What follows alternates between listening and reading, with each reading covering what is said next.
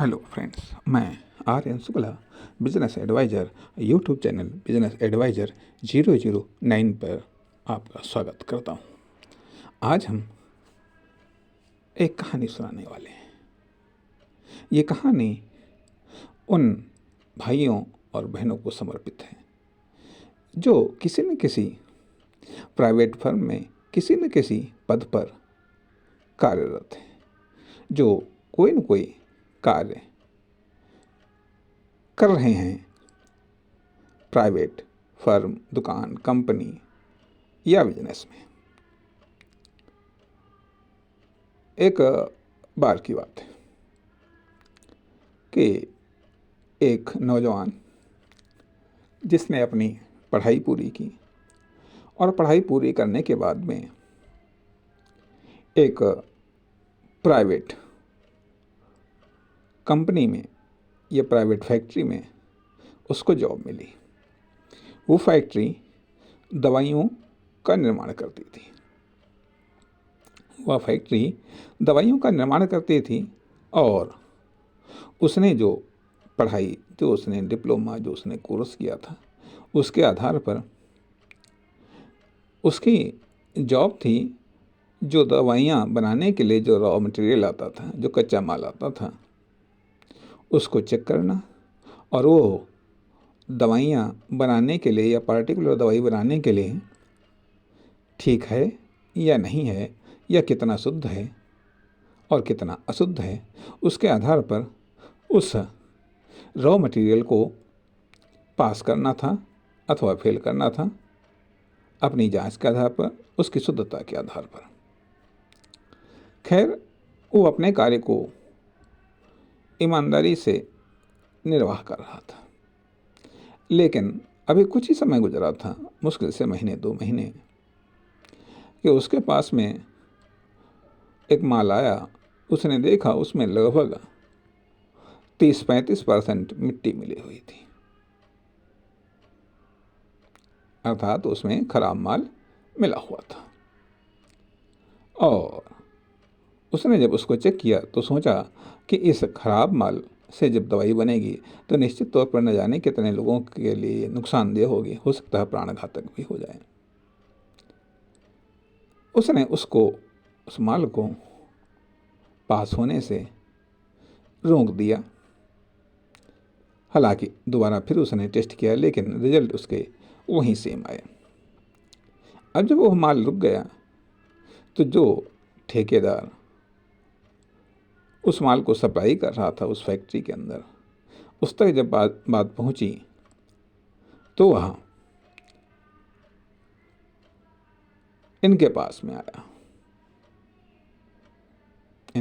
आया और कहा कि देखिए, यह माल आप पास कर दीजिएगा और जो भी खर्चा पानी है वो हम देंगे, क्योंकि अभी जो माल हम फैक्ट्री में ला चुके हैं, ये माल और इसके अलावा अभी लाखों का माल हमारे गोदाम में पड़ा हुआ है।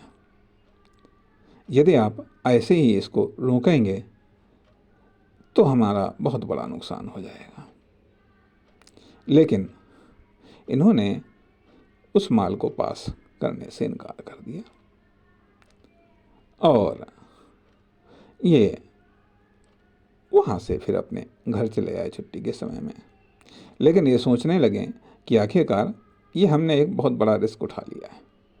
देखिएगा, रिस्क केवल जॉब में ही, मतलब रिस्क केवल बिजनेस में नहीं उठाए जाते हैं, रिस्क बिजनेस में भी उठाए जाते हैं और उनका अच्छा परिणाम भी प्राप्त किया जाता है। जॉब में भी रिस्क उठाए जाते हैं। रिस्क, बिना रिस्क के तो न जीवन है, न जॉब है, न बिजनेस है। लेकिन जो आगे बढ़ कर के समझदारी के साथ रिस्क उठा लेता है, ये कहाँ पर कौन सी रिस्क उठानी है और कितनी उठानी है, ये तो समझदार व्यक्ति ही जान सकता है और तभी उसका लाभ उठा लेता है। अर्थात रिस्क उठाने से नुकसान तो सबको होता है, लेकिन जो समझदार होशियार व्यक्ति है वो रिस्क उठाता है तो उसका नुकसान अन्य की अपेक्षाकृत काफ़ी कम होता है। अब इन्होंने जो रिस्क उठाया, ये इसको रिस्क नहीं कहते थे, ये तो इनकी एक स्वाभाविक बात है। रिस्क शब्द का प्रयोग तो बिजनेसमैन करते हैं, लेकिन आम आदमी अपने स्वभाव से कभी कभी ऐसे बर्ताव कर देता है जिसे हम व्यावसायिक भाषा में रिस्क कह लेते हैं। तो अर्थात अब वो सोच रहे थे कि आखिरकार जब हमने इतना बड़ा जोखिम या इतना बड़ा पंगा ले लिया, जब फैक्ट्री के मेन सप्लायर ठेकेदार से पंगा हमने ले लिया, तो ये निश्चित तौर पर मालिक से शिकायत कर देगा। आखिरकार इसका परिणाम क्या होगा, कुछ थोड़ा इनको एहसास होने लगा था। खैर आए, उसके बाद में फिर थोड़ी देर बाद देखती क्या है कि एक दरवाजे पर 4 पहिए की गाड़ी रुकी और उससे वो ठेकेदार और 1-2 आदमी जो कि टोकरियों में निश्चित तौर पर फले मेवा रहे होंगे, उनको ले करके इनके घर के अंदर आए। घर के अंदर आए और वहाँ पर उन्होंने क्या देखा कि हाँ, वास्तव में वह घर क्या, एक दो कमरों का ही वो फ्लैट कह लीजिएगा, जो भी कह लीजिएगा, लेकिन बड़ा ही सादगी और सूरजपूर्ण ढंग से सजा हुआ था। और उसमें वो व्यक्ति, उसकी पत्नी और उसकी एक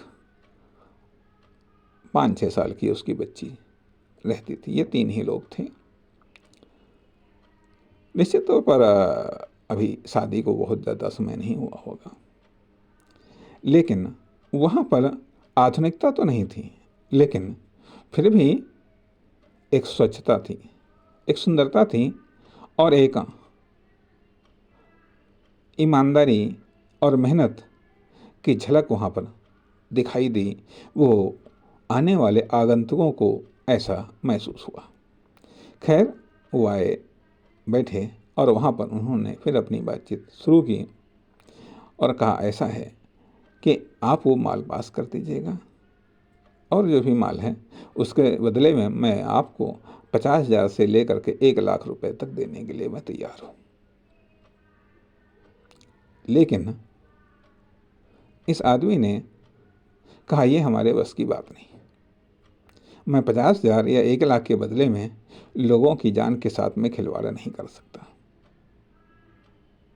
तब तक उसकी पत्नी आ गई। उन्होंने भी कहा जब ये आए थे ऑफिस से तो ये बातचीत करने लगे, तो हमने कहा कोई बात नहीं, ज़्यादा ज़्यादा यही तो होगा, नौकरी चली जाएगी, नौकरी चली जाएगी, चले जाने दो, मैं भी पढ़ी लिखी हूँ, यहाँ नहीं सही तो कहीं दूसरी जगह नौकरी मिलेगी, और नहीं कुछ होगा तो हम अपना कोई मेडिकल स्टोर या कोई इस प्रकार की चीज़ ही खोल लेंगे जिससे अपनी रोजी रोटी हम चला लेंगे। अर्थात भले ही हमको कम खाने को मिले, एक समय को खाने को मिले, लेकिन इस तरीके से हम बेईमानी या दूसरों को नुकसान पहुंचा करके अपना फ़ायदा उठाने वालों में से हम नहीं हैं। इस प्रकार की बातचीत जब हो रही थी तो उस ठेकेदार को भी लगा कि अब यहाँ पर दाल गलने वाली नहीं है, ये दोनों लोग तो नहीं मानेंगे। तो उसने बच्ची को बुलाया और कहा अरे देखो, ये देखो तुम्हारे लिए हम फल लाए हैं, और एक 10,000 की गड्डी देते हुए कहा ये तुम्हारे खिलौने के लिए हैं, इनसे तुम खिलौने लेना। उस छोटी सी बच्ची ने अजीब सी नज़रों से उस रुपये को देखा और उस सामान को देखा और उसने पूछा कि ये बताइए अंकल जी, क्या आप इतने ही रुपए खिलौनों के लिए अपने बच्चों को भी देते हैं? और ये कह करके उसने वो रुपए लौटा दिए। इतना कह करके उस बच्ची ने वो रुपए लौटा दिए। अब ठेकेदार को पूरी तौर से बात समझ में आ गई कि ये पूरा का पूरा घर जिसको ईमानदारी का नशा चढ़ा हुआ है,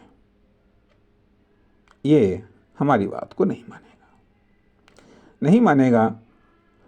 उसके बाद में उन्होंने अपना सामान उठाया, पैसा उठाया और वहाँ से चले आए। तब उनकी पत्नी बोली, कहने लगी ठीक है, कल जाना, इससे पहले कि वो कुछ सोचें तुम खुद अपना इस्तीफ़ा उनको सौंप देना।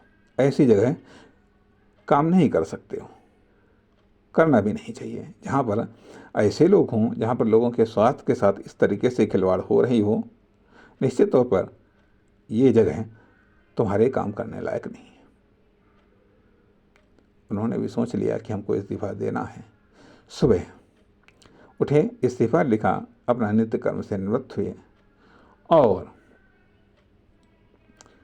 वहाँ पर फैक्ट्री पहुँचे। जाकर के फैक्ट्री पहुँचे, इससे पहले कि अपनी ये टेबल पर बैठ पाते कि चपरासी ने इनको सूचना दी कि आपको साहब बुला रहे हैं, सेठ जी बुला रहे हैं।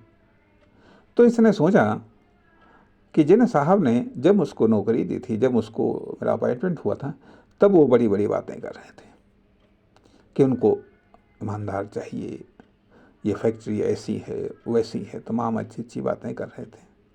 लेकिन उनकी फैक्ट्री में ऐसा ये सब गोरख धंधा। खैर सोचा ये तो सब बातें हैं, बातों का क्या। और ये गए और दुआ सलाम हुई। और उसके बाद में, इससे पहले वो कुछ कह पाते, इन्होंने अपना लिफाफा बढ़ा दिया। तो उस अधिकारी ने, उस सेठ ने, या उस जो ही वहाँ के वो सर्वोच्च पदाधिकारी थे, उन्होंने उस लिफाफा को देखा और पूछा कि इसमें क्या है।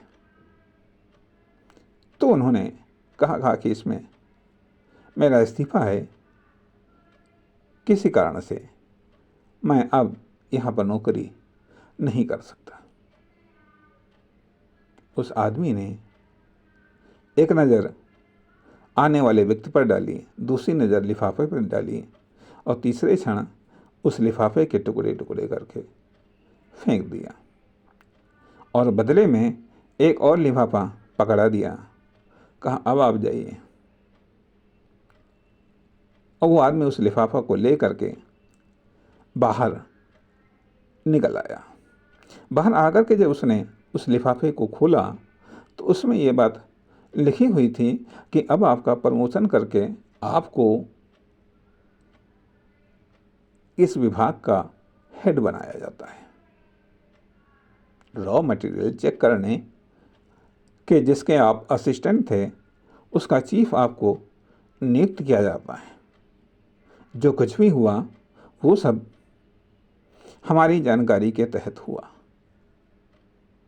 हम देखना चाहते थे कि हमारे फैक्ट्री में हर एक व्यक्ति अपनी जगह ईमानदार है या नहीं, क्योंकि हम चाहते हैं कि हमारी फैक्ट्री, हमारा प्रत्येक एम्प्लॉई एक दूसरों के लिए मिसाल हो, प्रेरणा हो। अब वो आदमी भी सोच रहा था कि कौन कहता है कि ईमानदारी की वैल्यू नहीं होती है। यह सत्य है कि कोई भी अच्छा कार्य हो, उसकी परीक्षा तो ली जाती है, अच्छे कार्य की परीक्षा ली जाती है, अच्छे पदार्थ प्रोडक्ट की परीक्षा ली जाती है, अच्छे इंसान की परीक्षा ली जाती है। कहा जाता है कि सोना कसौटी पर कसा जाता है, लोहा नहीं। हीरो को परखा जाता है, पत्थर की जांच पड़ताल नहीं की जाती है।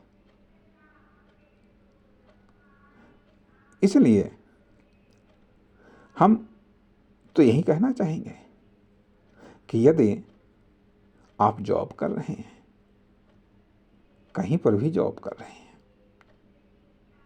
ईमानदारी हो सकता है रिजल्ट थोड़ा धीमे देती है। दूसरी बात ये कि जॉब में भी आपको ये समझना चाहिए कहाँ पर आपको रिस्क लेना है, कैसी रिस्क लेना है, कितनी रिस्क लेना है, क्योंकि ये रिस्क आपको दूसरों से अलग बनाती है, दूसरों से स्पेशल बनाती है, दूसरों से एक्स्ट्रा बनाती है। धन्यवाद। मिलेंगे अगले भाग में।